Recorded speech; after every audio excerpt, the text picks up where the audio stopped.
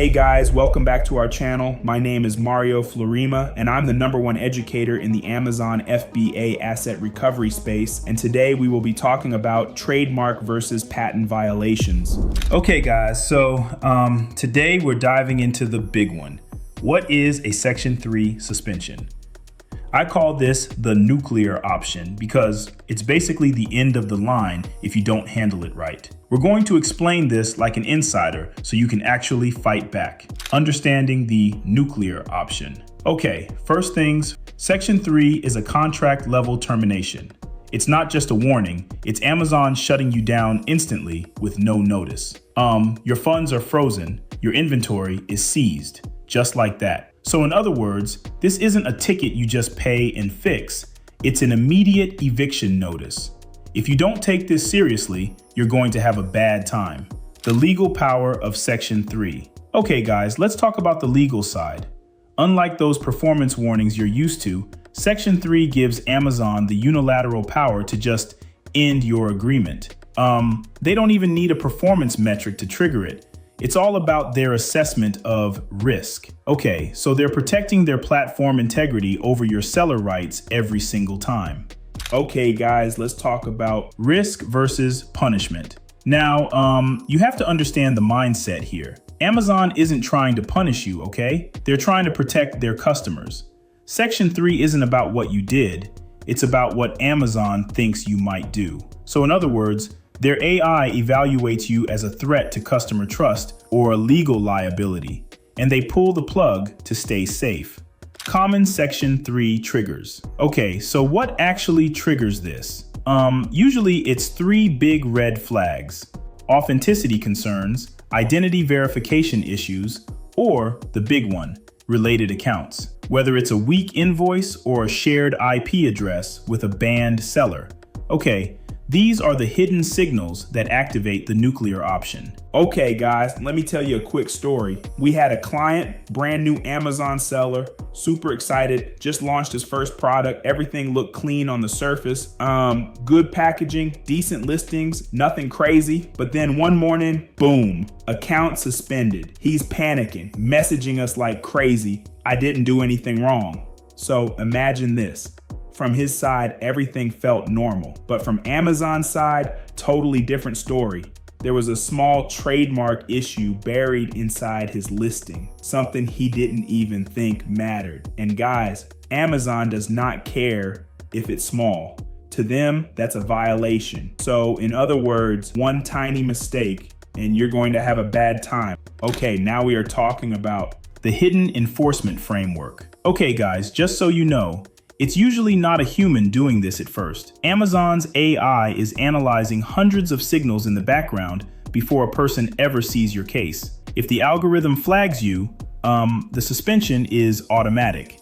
The importance of chain of custody. This slide is huge, okay? Chain of custody.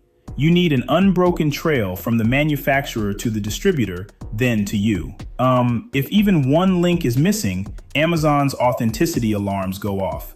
So in other words, you need to prove your goods are legitimate with a paper trail they can't argue with. The 10-minute Triage Protocol. Okay, listen closely because if you mess this up, you're going to have a bad time. The first 10 minutes after you get that notice are make or break. You need to screenshot everything. Your dashboard, notifications, order history, before they restrict your access, okay? These screenshots are your forensic evidence. Okay guys, let's talk about identifying your suspension flavor. Okay guys, you can't just send a random appeal. You have to diagnose the exact flavor of your violation. Once you know if it's authenticity or a related account issue, you can target your appeal correctly instead of guessing. Forensic root cause analysis. Okay, Amazon wants facts, not stories. Don't just say, we'll be more careful. That doesn't work. You need a forensic formula. Who was responsible? What failed? And why? So in other words, be specific. Tell them exactly where the breakdown happened in your warehouse or system. Corrective actions. Proof over promises. Okay guys, this is a big mistake people make. Amazon doesn't care what you will do. They want to see what you did.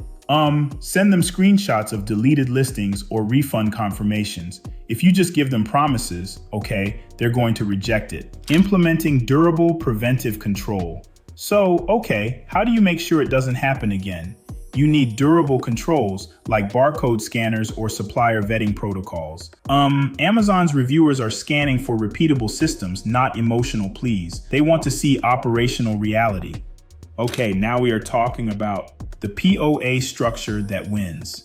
Okay, here is the winning plan of action structure. 1. Root cause. 2. Corrective actions. 3. Preventive controls.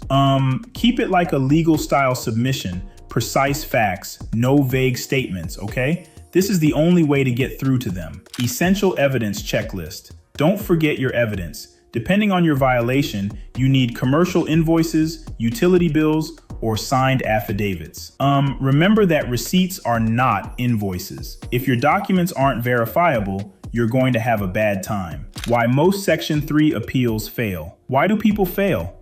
Okay, usually it's because they use generic templates or make vague promises. Amazon's systems spot those templates instantly. So in other words, if it sounds like a form letter, it's an automatic rejection. Okay, now we are talking about red flag scenarios. Okay, if you've been rejected more than twice or have over 50 grand frozen, it's time to look at professional help. Sometimes you need a human reviewer to see the nuance in your case that the AI is missing. Legal recourse and arbitration. Okay guys, if all else fails, you do have options like arbitration. It's expensive and it takes time, sometimes up to 18 months, but it's a way to have a neutral third party review the facts if Amazon is being unreasonable. Real world case study. Look at this case study, okay? Sarah was suspended because her supplier was secretly linked to a bad actor. She was guilty by association, but by using a systematic strategy, she got her account back in 18 days. It is possible if you have the right evidence. The insider truth, rebuilding trust. The insider truth is this: trust beats metrics every time, okay? Amazon evaluates long-term risk. You have to prove you're a reliable partner and that you operate with the same high standards they do. So in other words, you're rebuilding from zero. Take action and get reinstated. Hope you guys found value in today's video and have a more clear understanding of what Amazon thinks when this suspension happens. If this video provides value, please like, share, and subscribe for more helpful content. If you're an Amazon reinstatement consultant and you're looking to see if you qualify to be in our Rios Inner Circle group, then feel free to check out the links below in our description section. We host free masterclasses every week where we dive more into specific topics like these and give you more details on how you can better assist your clients while saving you time, money, headaches, and most importantly, protect your business assets moving forward. Like always, see you guys next time.